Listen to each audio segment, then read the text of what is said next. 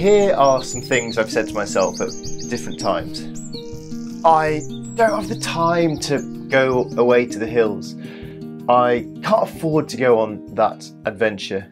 I can't go on this trip because people like me don't do that sort of thing.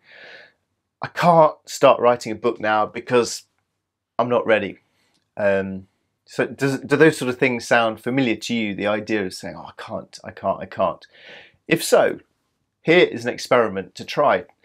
Replace the words I can't with I choose not to. For example, instead of saying I can't afford this, say I choose not to spend my money on this. And so in my case, it would be I choose not to use my time to go away to the hills. I choose not to spend my money on this adventure. I'm choosing not to go on this trip, and people like me aren't going to be on there, and I'm choosing not to write this book because I'm not ready to do so.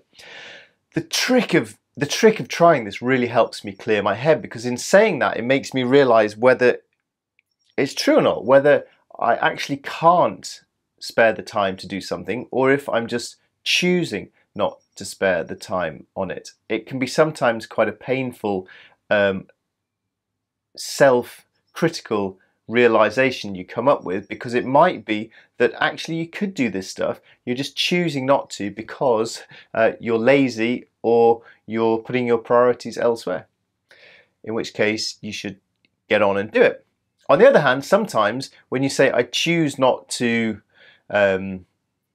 spend my money on flying to the moon, I can actually then honestly say no, I genuinely can't afford to fly to the moon, and therefore that clears that issue from my head. I can't do that. What should I do instead? I need to find some sort of other pathway to go down. I will buy a telescope and become a star spotter instead. It's an interesting experiment to try. I choose not to do this rather than I can't. I'd urge you to give it a go, if you choose to do so, that is.